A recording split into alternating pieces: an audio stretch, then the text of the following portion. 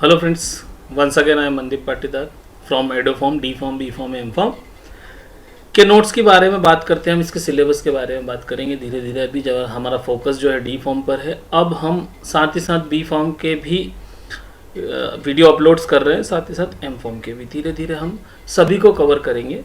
इसीलिए हम बात करें अभी हॉस्पिटल एंड क्लिनिकल फार्मेसी में हमारा 7th यूनिट बचा हुआ है, जिसका नाम है एडवर्स ड्रग रिएक्शन। इसमें सिलेबस के अकॉर्डिंग आपको पढ़ना है definition and significance of adverse drug reaction, drug induced disease and teratogenicity. वैसे आप ये सब चीज़ें फार्माकोलॉजी में पढ़ चुके हैं, फिर भी हॉस्पिटल फार्मेसी में आज हम फार्माकोलॉजी पढ़ते हैं। आपके हॉस्पिटल फार्मेसी का पार्ट है, क्वेश्चन आता है एडवर्स ड्रग रिएक्शन होती क्या है। जब हम बात करते हैं कि drugs are prescribe with a specific intention and a physician would expect a drug to act effectively and selectively without any undesirable phenomena in the organism। अब एक फिजिशियन आपको ड्रग प्रिस्क्राइब करता है तो वो केवल यह सोच के करता है, उसका थिंकिंग ये रहता है कि भाई ये जो इफेक्ट है, इसका जो इफेक्ट हमको चाहिए सिलेक्टिव इफेक्ट वो आए, उसके अलावा अनडिजायरेबल इफेक्ट ना आए। Thus, when a physician prescribe a drug for cardiac dysfunction, he would very much like a select a drug which act only a heart and on no other physiological system। यदि बात करें, हम एक example ले रहे हैं कि यदि कार्डियक ड्रग कोई डॉक्टर प्रिस्क्राइब करता है तो वो चाहता है कि केवल हार्ट पे ही वो ड्रग एक्ट करे, अदर सिस्टम पर ना करे। A drug with such a ideal selectivity, however, exists only in our imagination। ये केवल हमारे इमेजिनेशन में ही हो सकती है, क्योंकि ऐसी कोई ड्रग नहीं है जो साइड इफेक्ट या दूसरे सिस्टम पर इफेक्ट ना करें। There is no drug which does not exert some action on the system other than one which it's clinically use best. जैसे कि जिस क्लिनिकली यूज जिस सिस्टम पे हम काम कराना चाहते हैं इस ड्रग का, उसके अलावा दूसरे सिस्टम पे काम ना करे, ऐसी कोई ड्रग नहीं। To a certain extent, such side effects are tolerated, but they become problematic when the side effects are also as potent as therapeutic effect। कुछ एक्सटेंट तक तो जैसे मानने के लिए आप किसी दवाई के कारण डायरिया हो रहा है, जैसे एमोक्सिसिलिन के साथ और इनके साथ डाइक्लोक्सासिलिन के साथ होता है।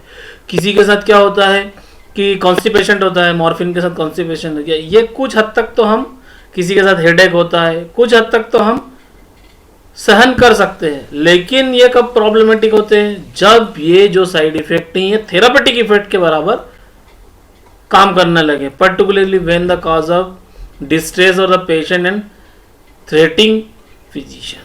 मतलब वहां पर ऐसी सिचुएशन बन जाती है। All such side effect of drugs are generally classified as adverse drug reaction. ऐसे जो भी हैं जो अनडिजायर्ड रिएक्शंस है ड्रग के, उन्हीं को हम बोलते हैं एडवर्स ड्रग रिएक्शन। अब आपसे पूछा जाता है significance of adverse drug reaction. Significance, क्या सिग्निफिकेंस हो सकते हैं? पहला सबसे ज्यादा जो रहता है सेल्फ मेडिकेशन। यहां से स्थिति स्टार्ट होती है, क्योंकि व्यक्ति को मालूम नहीं है कि यह ड्रग डॉक्टर ने प्रिस्क्राइब करी है, तो डॉक्टर ने कुछ कैलकुलेट करके उसके पता है कहाँ प्रिस्क्राइब करी है। पर कभी कभी क्या होता है, हम सोचते हैं उस समय लिखी थी, उसके साइड इफेक्ट नहीं मालूम रहते हैं। तो self medication by patient lead to misuse of drug causing adverse drug reaction. दूसरी बात कर लेंगे, sometime physician fail to set the therapeutic and.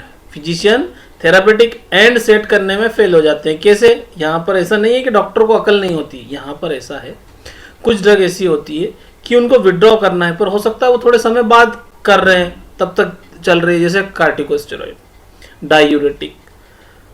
Continue use of such drug invariably gives rise the there adverse drug reaction. ज़्यादा लंबे समय तक इनका use क्या करते हैं, एडवर्स ड्रग रिएक्शन करते हैं।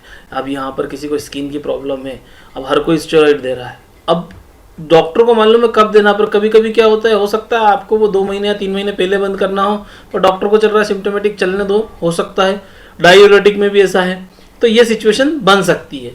Several factor such as environmental, आपकी डाइट क्या है, फिजिकल और साइकिक आपकी कंडीशन क्या है, ये सब डिपेंड करती है।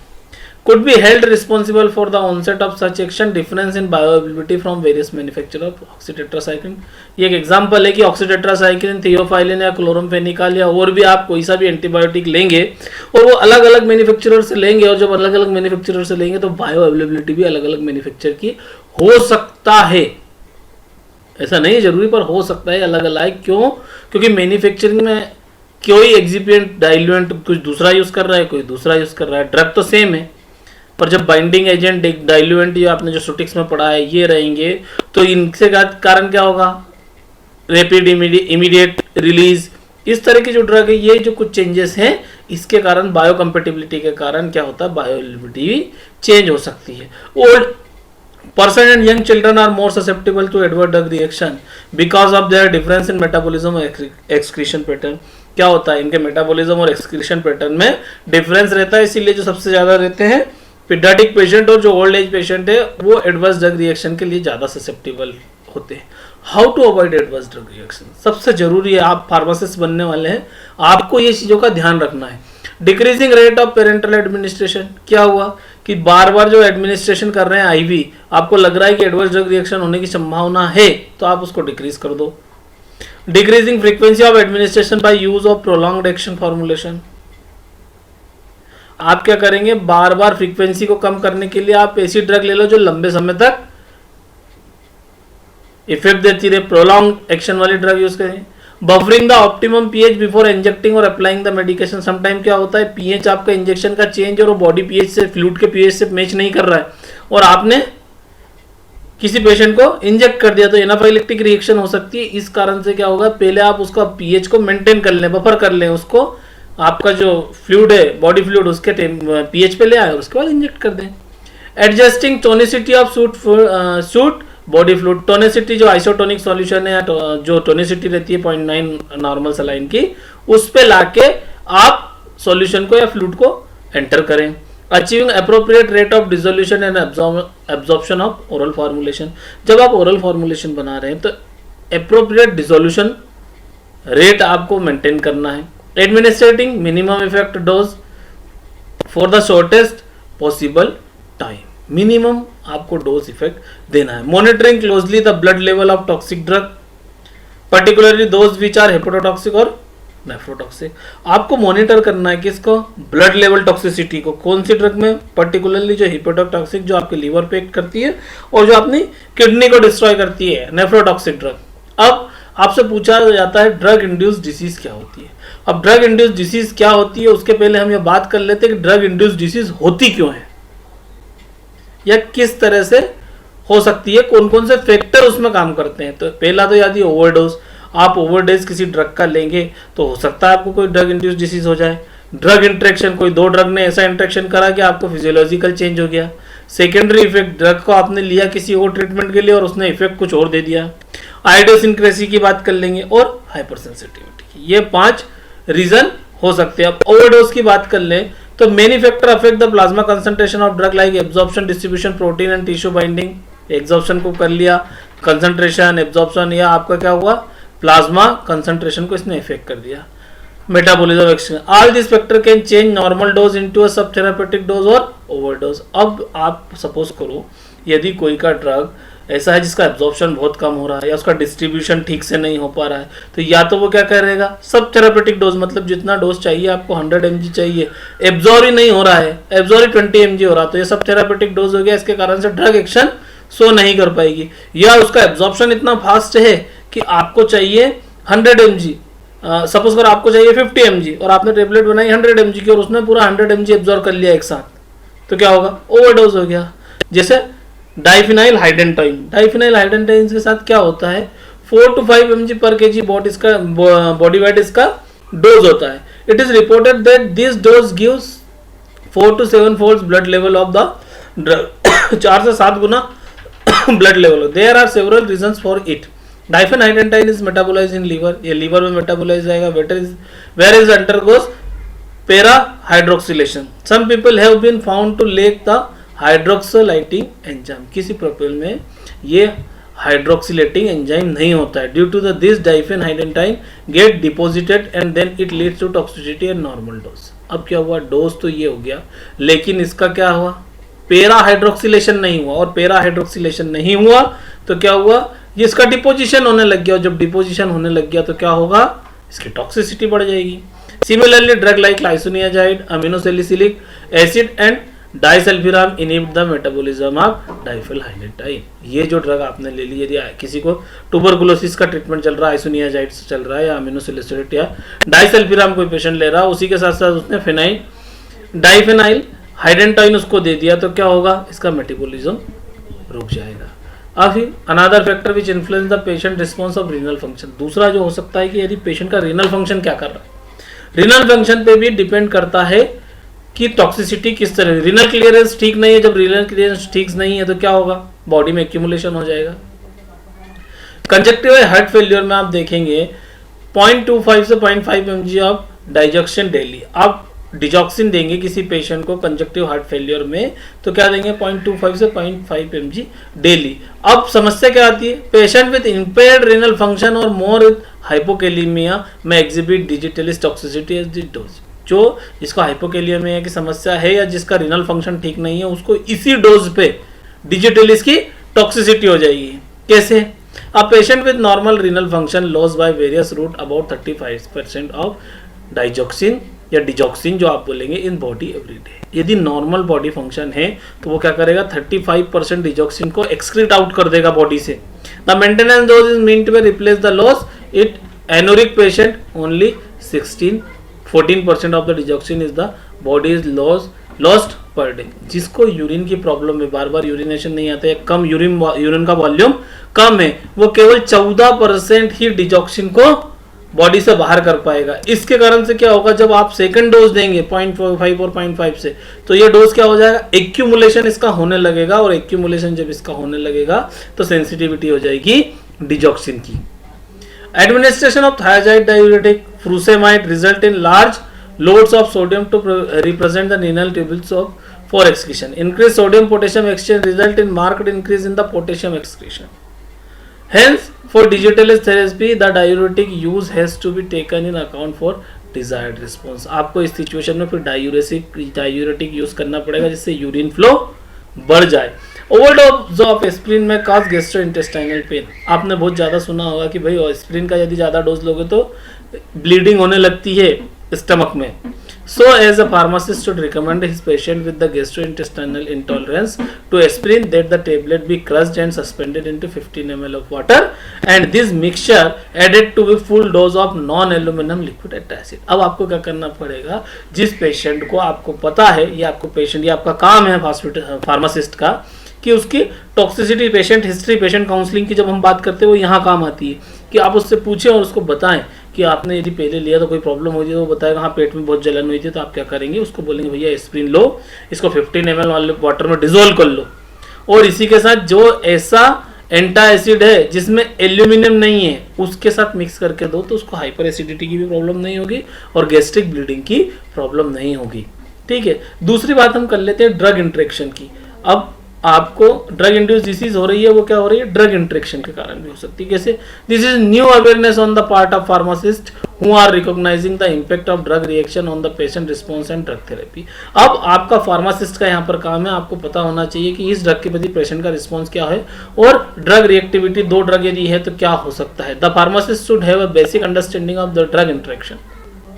फार्मासिस्ट को पता होना चाहिए कि दो ड्रग के बीच में क्या इंटरेक्टिंग इंटरेक्शंस हो रहा है, and also have an up to date knowledge of become to guide to the patient, hence avoid any untoward drug induced disease which could occur due to the such interaction. इसलिए doctor को बिल्कुल up to date knowledge होना चाहिए आपके pharmacist को, और वो patient को बताए, काउंसलिंग करे कि भाई इस तरह की दो दवाई आप लेंगे तो ये प्रॉब्लम होगी, इसलिए आपको ये अवॉइड करना है। Secondary effect, no drug has a single pharmacological effect, यहाँ पर बात कर चुके हैं, उसका कुछ ना कुछ दूसरा इफेक्ट होता है। Any effect which are rare associated with the drug beside the desired effect are called secondary effect. कोई ऐसा इफेक्ट जो आपके मेन इफेक्ट के साथ आता है उसको हम बोलते हैं सेकेंडरी इफेक्ट। जैसे कि sedation accompanying anti histaminic drug, sedation accompanying antihistaminic drug. Sedation आप देखेंगे सिट्रिजिन जैसे ही देखें लेंगे आप, एंटीहिस्टामिनिक ड्रग आपकी जो भी है वो लेंगे तो नींद आती है पेशेंट को, ये उसका साइड इफेक्ट है या सेकेंडरी इफेक्ट है। लॉस ऑफ पोटेशियम और extra cellular fluid concentration following thyroid therapy in treatment of hypertension. यदि पेशेंट को हाइपरटेंशन और डॉक्टर ने थायाजाइड डायूरेटिक्स दिए, हाइपरटेंशन में आपको बताया कि फ्लूइड की जो बॉडी फ्लूइड है, जो आपका आर्टरीज का प्रेशर है, उसमें प्रेशर ज्यादा होने के कारण टेंशन बढ़ती है, उसी को हम बोलते हैं हाइपरटेंशन। तो उसको कम करने के लिए क्या करते हैं, थायाजाइड देते हैं। थायाजाइड जो क्या है, डायूरेटिक है, डायूरेटिक देते हैं। डायूरेटिक क्या करता है, यूरिन का एक्सक्रीशन बढ़ा देता है, जिससे क्या होता है, जो कंसंट्रेशन है वो कम हो जाएगा। अरे एक पाइप में प्रेशर से पानी जा रहा है तो आप 2 वाल्व खोल दो, जब आपने 2 वाल्व खोल दिए तो क्या होगा, पाइप निकल जाए, पानी निकल जाएगा, तो क्या होगा, रिलीज हो जाएगा। इसीलिए आप क्या करते हैं, हम थायाजाइड डायूरेटिक देते हैं। पर इसमें प्रॉब्लम क्या है, इसमें पोटेशियम लॉस होना लग जाता है बॉडी का। Marked CNS depression of following reserpine, आप रेजरपिन जब देते हैं तो सीएनएस डिप्रेशन की प्रॉब्लम आती है। Therapeutic dose of salicylates are as potent as the sulfonyl urea in lowering blood glucose levels. तब थेरापेटिक डोज आप देखेंगे तो वो क्या करेगा, सल्फोनाइल यूरिया जैसा ही ब्लड ग्लूकोज लेवल को रिड्यूस करता है in both diabetic and non diabetic patient. अब क्या होगा, यदि नॉन डायबिटिक पेशेंट है और उसमें ब्लड ग्लूकोज लेवल कम कर दिया तो क्या हो जाएगा, हाइपोग्लाइसेमिया हो जाएगा बेचारे को। Long term diphenylhydantoin therapy lead to the folic acid deficiency leading to metabolic megaloblastic anaemia. अब क्या होगा, लंबे समय तक यदि किसी पेशेंट को डाइफेनहाइड्रेटाइन थेरेपी दी तो फोलिक एसिड का डिफिशियंसी हो जाएगा, जिससे क्या होगा, मेगालोब्लास्टिक एनीमिया हो जाएगा। RBC formation get disturb, hence folic acid should be administered 0.5 to 5 mg daily while on diphenylhydantoin therapy. अब यहाँ पर क्या होता है, जब भी आप डाइफेनहाइड्रेटाइन थेरेपी देंगे तो साथ में 0.5 mg या 5 mg उसको फोलिक एसिड देना पड़ेगा, नहीं तो क्या होगा, उसका मेटाबॉलिज्म कम हो जाएगा और एब्जॉर्प्शन तो मेगालोब्लास्टिक एनीमिया पेशेंट को हो जाता है। अब हम बात कर लेते हैं आइडियोसिनक्रेसी। आइडियोसिनक्रेसी क्या होती है, idiosyncrasy is the term used for describe abnormal drug response. आपने ड्रग दी किसी और कारण से और उसने रिस्पांस कुछ और कर दिया। It covers unexpected drug response, मतलब आपको उम्मीद से अलग, उम्मीद से हटके, आपको पता ही नहीं था कैसा रिस्पांस होगा, which can not be explained और प्रिडिक्टेड इन इंडिविजुअल रेसिपिएंट्स। अब आप इसको पता नहीं कर सकते, ये इंडिविजुअल रेसिपिएंट है, जिस व्यक्ति को आप ड्रग देंगे उसके हिसाब से आते हैं, किसी को चक्कर आते किसी को नहीं आते, तो वो स्थिति आपको आइडियोसिनक्रेसी में देखने को मिलेगी। Characteristic of idiosyncrasies are as follow, it occur in generally abnormal subject. Generally क्या होता है, जो एबनॉर्मल व्यक्ति होता है उसमें ये देखने को मिलता है। It arise only for few days, ये कुछ दिन के लिए ही होती है। प्रोयर ड्रग एक्सपोजर इज नेसेसरी, ऐसी सिचुएशन में आप पहले पेशेंट को, जिस पेशेंट को इस तरह की संभावना, उसको पहले एक बार ड्रग देके देख लो। It response is done dependent, इसका रिस्पॉन्स जो होता है डोज डिपेंडेंट रहता है। Its mechanism is explained by drug receptor interaction. अब इसकी मैकेनिज्म की बात करेंगे हम आइडियोसिनक्रेसी की, तो ये क्या, ड्रग रिसेप्टर इंटरेक्शन के बाद ही हम बता देते हैं। It is the usual drug reaction that cannot be explained by the inherent properties of the drug themselves but instead by some altered characteristic within the patient taking of the drug. The alteration may be permanent or temporary. कभी कभी क्या होता है, drug तो ठीक है लेकिन क्या हुआ, उस पेशेंट में कुछ प्रॉब्लम है, पेशेंट में कुछ प्रॉब्लम है मतलब उसके मेटाबॉलिक सिस्टम में कोई प्रॉब्लम है, बॉडी जो रिस्पॉन्स करना चाहिए वो नहीं कर पा रही है। इसका एक बहुत बढ़िया एग्जांपल मैं आपको बताता हूं कि क्या होता है। ग्लूकोज 6 फास्फेट से 6 फास्फोग्लूकोड कन्वर्ट होता है, ठीक है। ये क्या बनाता है, NADP से NADPH। आपको इतना याद रखना है हमारे एग्जाम के लिए कि आपको NADP से NADPH बनाना है। इसके लिए आपको क्या लगता है, 6 फास्फोग्लूकोनेट। अब ये 6 फास्फोग्लूकोनेट जो है वो बनता है ग्लूकोज 6 फास्फेट से।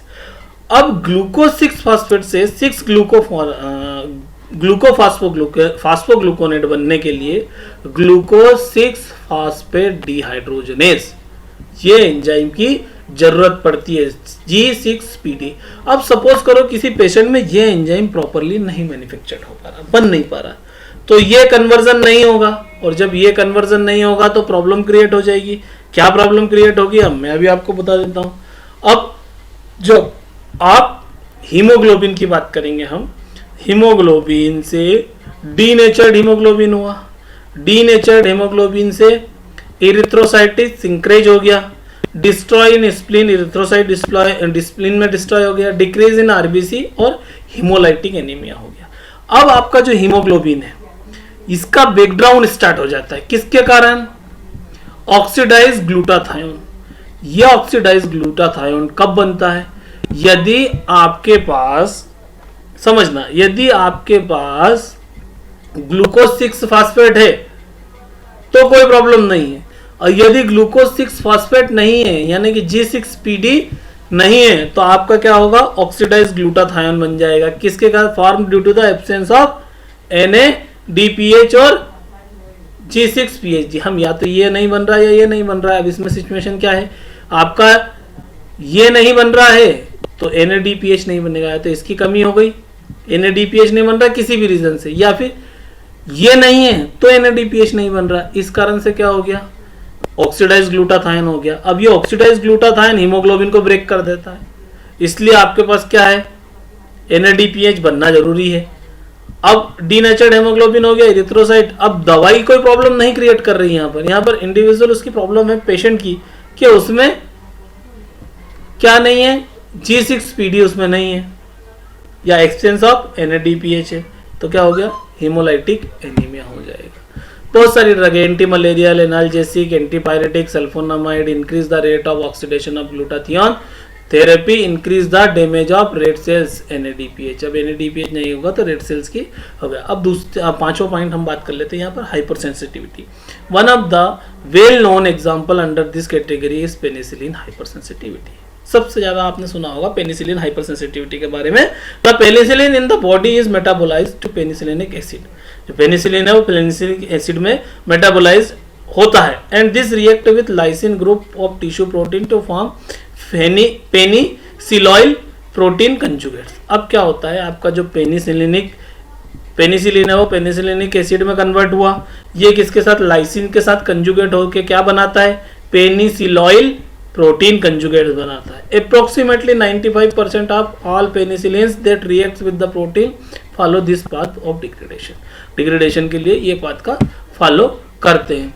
Anaphylaxis rarely occur with the natural penicillin G. Anaphylaxis reaction देखने को मिल जाती है जब आप इसको पेनिसिलिन जी को नेचुरली को इंट्रावेनसली पेशेंट को देते हैं। It is an allergic reaction which occurs after second और subsequent exposure of drug causing allergy. आप जनरली क्या होता है, सेकंड या थर्ड जब आप एक्सपोजर करते हो ड्रग का, तब एनाफाइलेक्सिक रिएक्शन देखने को मिलती है। ये लोकलाइज की होती है और जनरल तरह की होती है, दो तरह की होती है, जनरलाइज और localize. In localize anaphylaxis to gut there is abnormal pain and stomach of bronchi.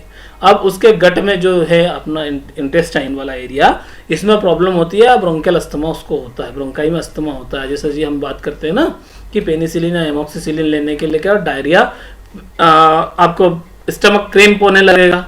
Generalised anaphylaxis is characterized by bronchospasm, circulatory collapse with hypotension होने के लगेगा, एंड समटाइम स्किन रैश भी देखने को मिलती है। Severe form of anaphylaxis referred to as anaphylactic shock. जब severe form आ जाता है तो आप इसको क्या बोलते हैं, हम लोग इसको एनाफाइलेक्टिक शॉक बोलते हैं। In allergy drug combination with protein and act as an antigen, this antigen cause formation of antibody. फिर आप इसको बाद में देंगे तो यही एंटीबॉडी उसको समझेगा कि ये फॉरेन मटेरियल है, तो एंटीजन एंटीबॉडी रिएक्शन हो सकती है। अब हम बात करते हैं example of drug which induce various disease. अब आपकी कहानी चालू होती है कि ड्रग इंड्यूस डिसीज क्या क्या हो सकती है। कार्सिनोजेनिक हो सकती है, कुछ ड्रग जैसे एंड्रोजेंस, एस्ट्रोजेंस और ओरल कंट्रासेप्टिव है, इसके कारण कैंसर होने की संभावना काफी सारे पेशेंट्स में रहती है। Hepatotoxic causing hepatic change, excretory metabolic function, metabolic से आपका लीवर के मेटाबॉलिक फंक्शन में कोई चेंज हो जाए, एक्सक्रेटरी जो उसका सिक्रेशन है, इंसुलिन का सिक्रेशन, उसमें कोई चेंज हो गया। क्लोरमफेनिकॉल आपको प्रॉब्लम क्रिएट कर सकता है। हिपोटॉक्सिक पैरामिनो सैलिसिलिक एसिड जिसको हम सैलिसिलेट्स बोलते हैं, ये आपको हेपेटोटॉक्सिक ड्रग रहते हैं। नेफ्रोटॉक्सिसिटी, आपके नेफ्रॉन्स में, आपकी किडनी में प्रॉब्लम क्रिएट कर सकते हैं, किडनी डिजीज हो सकती है। कौन से, कार्टिकोस्टेरॉइड के कारण आपको नेफ्रोटॉक्सिसिटी हो सकती है, एल्डोस्टेरॉन के कारण नेफ्रोटॉक्सिसिटी हो सकती है, सैलिसिलेट के कारण हो सकती है, और फ्रूसेमाइड के कारण नेफ्रोटॉक्सिसिटी हो सकती है। फिर डायबिटोजेनिक, एस्कॉर्बिक एसिड डेरिवेटिव जितने भी हैं वो डायबिटीज क्रिएट कर सकते हैं, निकोटिनिक एसिड और फ्रूसेमाइड। डर्मेटोलॉजिकल टॉक्सिसिटी, पैरामिनो सैलिसिलेट और नाइट्रोफ्यूरेंटोइन, ये जो ड्रग हैं ये आपको डर्मेटोलॉजिकल प्रॉब्लम क्रिएट कर सकते हैं। अब फोटो टॉक्सिक रिएक्शन और most common toxic reaction of drug towards skin. अब स्किन की बात करेंगे तो यहाँ पे फोटोटॉक्सिक रिएक्शन सबसे खतरनाक रिएक्शन होती है। It occurs due to the reaction of a drug और its metabolite with ultraviolet rays. आपने ड्रग जो है उसका अल्ट्रावायलेट रेस के कारण यदि कांटेक्ट में आ गई तो क्या होगा, फोटोटॉक्सिसिटी होती है। It is a dose related effect occurring after first exposure of the drug with skin, आपने स्किन पे वो ड्रग लगा रखी और फोटोटॉक्सिसिटी उसने ड्रग की अल्ट्रावायलेट के साथ फोटोटॉक्सिसिटी कर दी थी। It does not show cross sensitivity, tetracycline and nifedipine are phototoxic drug. तो इसलिए आप ध्यान रखना, यदि टेट्रासाइक्लिन और निफेडिपिन का कोई सस्पेंशन लोशन या कुछ है जो बॉडी पे लगाने के लिए, तो वो लगाकर धूप में ना जाए। डॉक्टर बहुत बार बोलता है ना कि ये केवल रात में लगाना। स्किन प्रॉब्लम जिसको होती है, चेहरे की कोई प्रॉब्लम होती है, आप स्किन स्पेशलिस्ट के पास जाएंगे तो बहुत सारी ऐसी दवाइयां हैं जो वो कहता है केवल रात में लगा के सोना। रात में लगाने सोने से अच्छा है क्या है कि वो दवाई इफेक्ट अच्छा करती है, नहीं, वो फोटोटॉक्सिक होती है कि आप सनलाइट में जाएंगे तो वो प्रॉब्लम क्रिएट करेगी। Light acts on the drug and skin protein and forms an antigen which leads to the photo allergic reaction. Photo allergy is dose dependent, ये सब चीजें आप पढ़ लेना। उसके बाद स्टीवन जॉनसन सिंड्रोम, ये सबसे बड़ी प्रॉब्लम होती है। It is a toxic reaction induced by some drugs.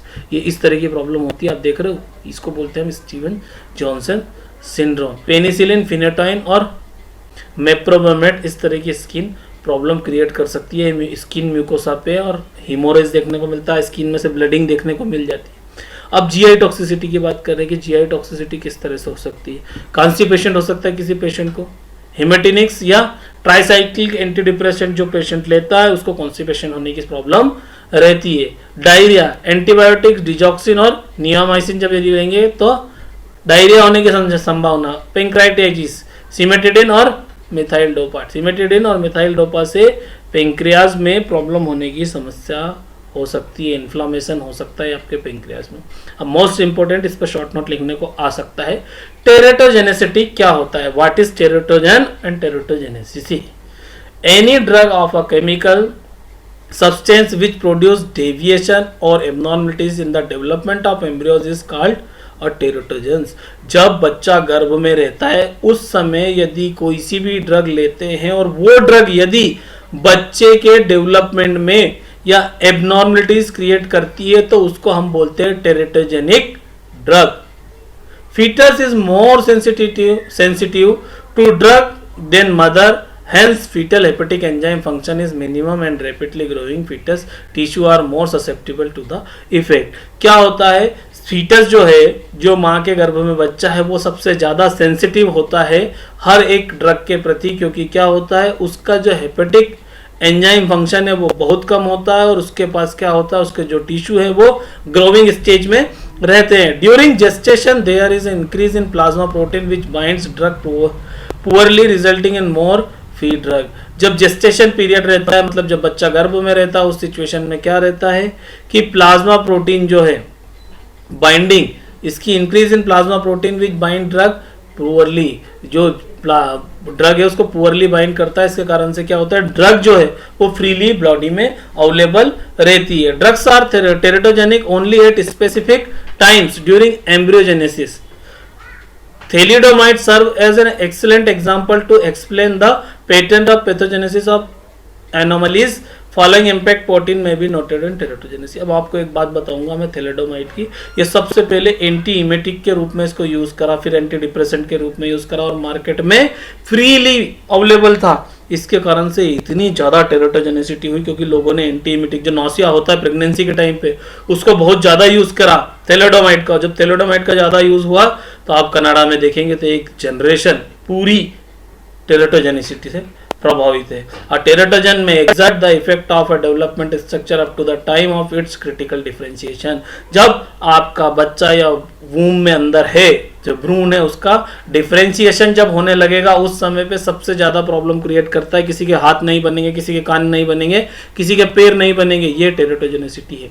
A single टेरेटोजन में produce a variety of abnormalities. केवल एक ड्रग जो टेरेटोजन है वो एक से ज्यादा तरह की प्रॉब्लम क्रिएट कर सकती है। अ वेराइटी ऑफ टेरेटोजन में प्रोड्यूस सिमिलर एब्नॉर्मलिटीज। अलग अलग तरह के टेरेटोजन भी एक जैसी एब्नॉर्मलिटी क्रिएट कर सकते हैं। टेरेटोजेनिक एब्नॉर्मलिटीज में भी इनडिस्टिंग्विशेबल फ्रॉम हेरेडिटी मैलफॉर्मेशन। आप इसको डिस्टिंग्विश नहीं कर सकते कि ये टेरेटोजेनिक एब्नॉर्मलिटी है या हेरेडिटी मैलफॉर्मेशन है। A drug may have innocuous effect in an adult but can be very damaging to a foetus. आप देखेंगे कोई ड्रग ऐसी है जो एडल्ट में तो थोड़ा बहुत प्रॉब्लम क्रिएट करती है, मतलब इतना ज्यादा प्रॉब्लम क्रिएट नहीं करती है, लेकिन फीटस को बहुत ज्यादा डैमेज करती है। Teratogenic effect are based on the following principle: specificity, timing of exposure, आपकी उसकी ड्रग की स्पेसिफिसिटी पर्टिकुलर क्या है, उस ड्रग के साथ पेशेंट का एक्सपोजर कितना रहा, genotype of mother and fetus, mother और फिटस का जीनोटाइप क्या है,